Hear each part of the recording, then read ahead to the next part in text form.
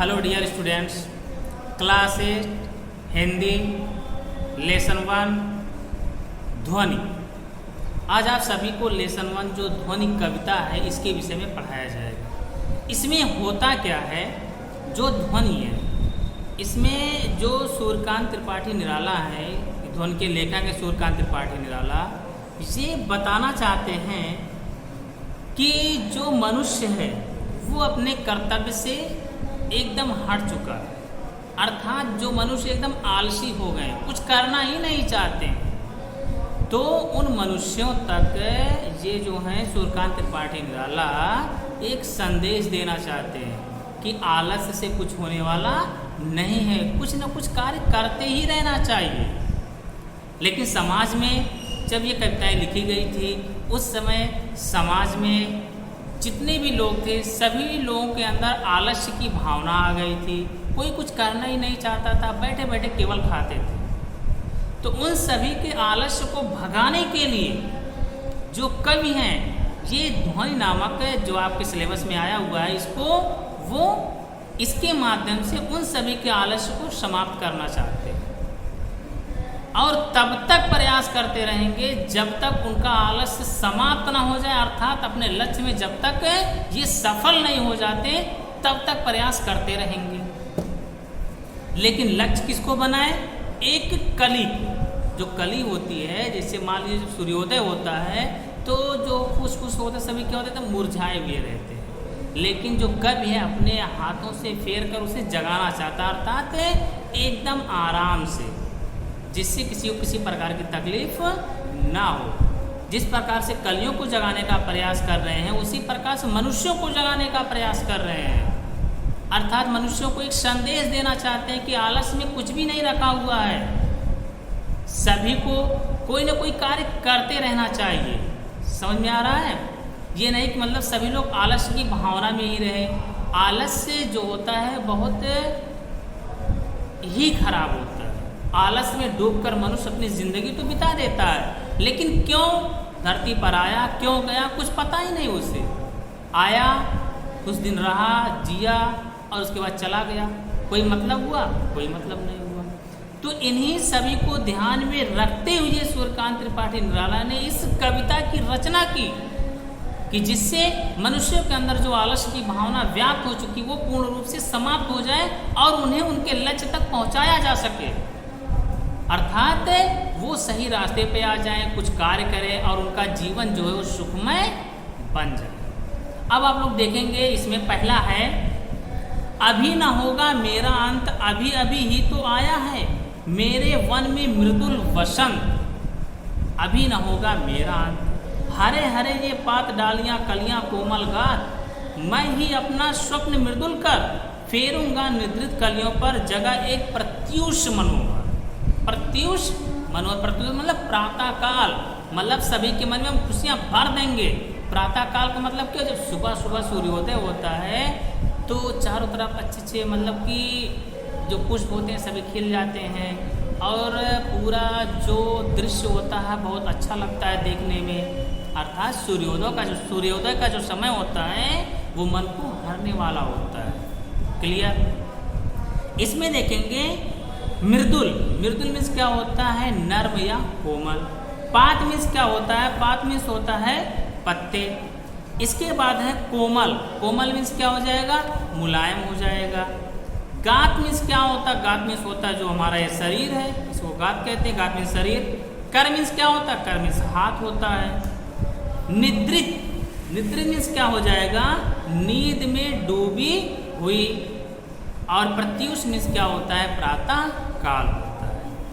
अब इसमें क्या हो रहा है? इसमें जो कवि है वो पूर्ण रूप से एकदम आत्मविश्वास से भरा हुआ है। उसके अंदर आत्मविश्वास है कि हम सभी मनुष्यों को सही रास्ते पर ला सकते हैं, उनको उनके गंतव्य स्थान तक पहुंचा सकते हैं। ये उस लेखक जो सूर्यकांत त्रिपाठी निराला है उनके अंदर पूर्ण रूप से एकदम आत्मविश्वास भरा हुआ है। तो अभी न होगा मेरा अंत, अभी अभी ही तो आया है मेरे मन में मृदुल वसंत। अर्थात कवि पूर्ण रूप से एकदम आत्मविश्वास से भरा हुआ है।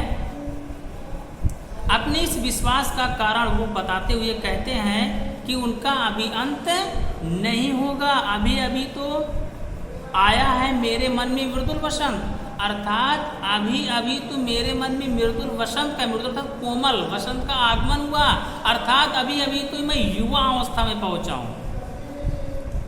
वसंत का मतलब हुआ सभी ऋतुओं में सबसे अच्छा ऋतु कौन सा होता है? बसंत। और जो हम सबकी अवस्थाएं होती हैं, इन सब में सबसे मेन अवस्था कौन सी होती है? युवा अवस्था।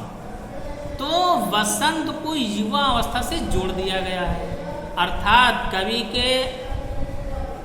के पास के अभी अभी तो युवा अवस्था में कवि पहुंचा हुआ है, उसका अंत अभी होने वाला नहीं है। फिर क्या कहते हैं? हरे हरे ये पात डालियां कलियां कोमल गात, मैं ही अपना स्वप्न मृदुल कल फेरूंगा निद्रित कलियों पर जगह एक प्रत्युष मनोहर। अर्थात हुआ क्या है कि बसंत ऋतु का आगमन तो हो चुका है। जब बसंत ऋतु आता है तो क्या होता है? पेड़ से जो पुराने पत्ते रहते हैं वो क्या होते हैं? गिर जाते हैं, नए नए पत्तों का आगमन होता है। तो क्या कह रहे हैं? हरे हरे ये पात डालियां, अर्थात जो वृक्ष हैं, जो पेड़ हैं, उनमें हरी हरी डालियां निकल रही हैं, हरे हरे एकदम कोमल पत्ते निकल रहे हैं। गात्मिक शरीर, अर्थात जो उनका शरीर है बहुत ही अधिक कोमल है, मुलायम है। मैं ही अपना स्वप्न मृदुल कर, अर्थात अपने स्वप्नों के माध्यम से फेरूंगा निद्रित कलियों पर जगह एक प्रत्युष मनोहर। अपने अर्थात अपने स्वप्नों के माध्यम अपना जो हाथ है उन कलियों पर एकदम अच्छे से फेरना चाहता हूँ। क्यों? ताकि जिससे उनको जगाकर उनको एक सुंदर प्रातः काल के विषय में बताया जा सके, या उनके मन में एक अलग की खुशियाँ भरी जा सके, अर्थात उनको सही रास्ते पर लाया जा सके। इसके बाद है पुष्प से तंद्रा लस लालसा खींच लूंगा मैं, अपने नव जीवन का अमृत सहार शीश दूंगा मैं। अब यहाँ पे क्या है? जो पुष्प हैं उनके अंदर जो आलस्य की भावना आ गई उसको हम खींच लेंगे, उनके अंदर जो आलस्य की भावना उसको हम नष्ट कर देंगे, अर्थात जो मनुष्यों के अंदर आलस्य की भावना आ गई उनको क्या कर देंगे? नष्ट कर देंगे, अर्थात समाप्त कर देंगे। अपने नव जीवन का अमृत सांस तेज दूंगा मैं, और अपने जीवन रूपी अमृत से उनको खुशी खुशी क्या करूँगा? सींचूंगा। सींचने से क्या होगा? जो कली होंगी वो पुष्प बन जाएंगे, अर्थात जिस मनुष्य के अंदर आलस्य की भावना पूर्ण रूप से भर चुकी है उनके आलस्य को हम समाप्त कर देंगे, और जो मेरा अमृत रूपी जो जीवन है, क्योंकि जीवन तो कीमती है, ये मूल्यवान होता है, मेरा जीवन भले ही समाप्त हो जाए, लेकिन जो मनुष्य आलसी हो गए हैं अपने जीवन रूपी बहुमूल्य समय को उनके पीछे लगाकर उनको अपने जीवन अमृत से उन्हें मैं सींच दूंगा, अर्थात उनके अंदर से जो आलस्य की भावना उसे मैं क्या करूंगा? समाप्त कर दूंगा।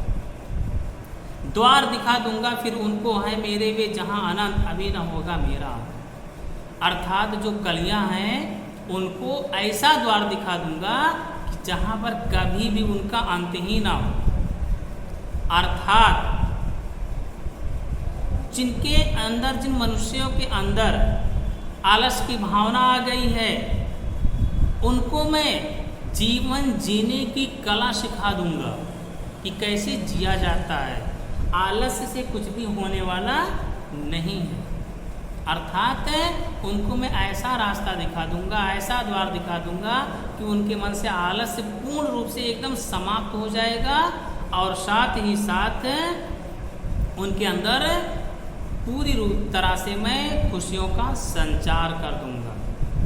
अब इसमें क्या दिया गया है? द्वार दिखा दूंगा फिर उनको है मेरे वे जहां आनंद अभी न होगा मेरा, अर्थात एक कलियों के विषय में कहना चाह रहे हैं कि इन कलियों को जगाकर उनको ऐसा द्वार दिखा दूंगा जो एकदम अनंत हो, जहां पर उनको किसी प्रकार का कष्ट दुख कुछ भी ना प्राप्त हो, ऐसा द्वार दिखा दूंगा। अर्थात देखा जाए तो ये मनुष्यों के बारे में कहना चाह रहे हैं कि मनुष्यों को हम जीवन जीने का ऐसा रास्ता दिखा देंगे कि उनके अंदर आलस्य की भावना आएगी नहीं, अर्थात उनका जीवन पूर्ण रूप से खुशियों से भर जाएगा। इसमें अगर यदि देखा जाए तो इस लेसन में कुछ बहुत ज़्यादा नहीं है, लेकिन देखा जाए तो सबसे मेन पॉइंट आपके फर्स्ट लेसन में ही है कि कवि मनुष्यों को समझाने के लिए इस कविता को उन्होंने लिखा है।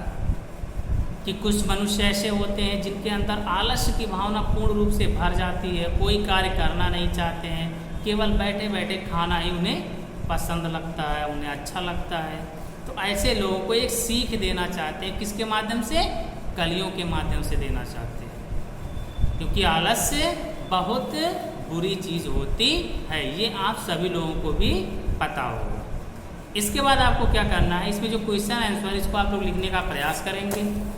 नेक्स्ट डे आप सभी के पास अर्थात मंडे को, या हो सकता कल या मंडे को ही जो क्वेश्चन आंसर है इनका PDF बनाकर आप सभी के पास भेज दिया जाएगा। जैसे इसमें पहला क्वेश्चन मान लो, कवि को ऐसा विश्वास क्यों उसका अंत अभी नहीं होगा, आपकी बुक से ही मिलेगा। कवि को ऐसा विश्वास इसलिए है कि उसका अंत नहीं, क्योंकि अभी अभी तो उसके मतलब कि शरीर रूपीय जो शरीर है उसमें अभी अभी तो यौवन का संचार हुआ, अर्थात अभी भी तो बसंत का आगमन हुआ, अर्थात युवा तो अभी तक पहुँचा है, इतनी जल्दी कैसे उसका अंत हो जाएगा। वो आत्मविश्वास से पूर्ण रूप से भरा हुआ है। तो जितने क्वेश्चन हैं सभी का आंसर आपकी इस पोएम से ही बनेगा, इसलिए इसको अच्छे से पढ़िएगा, ठीक है। और आपका इसकी जो व्याख्या है PDF बना के आप सबके पास भेज दिया जाएगा। मेन उद्देश्य इस कविता का केवल यही है, समाज तक ये संदेश भेजा जाए कि आलस्य जो होता है वो किसी को कभी भी करना नहीं चाहिए, जहाँ तक हो सके मेहनत या वर्क करते रहना चाहिए।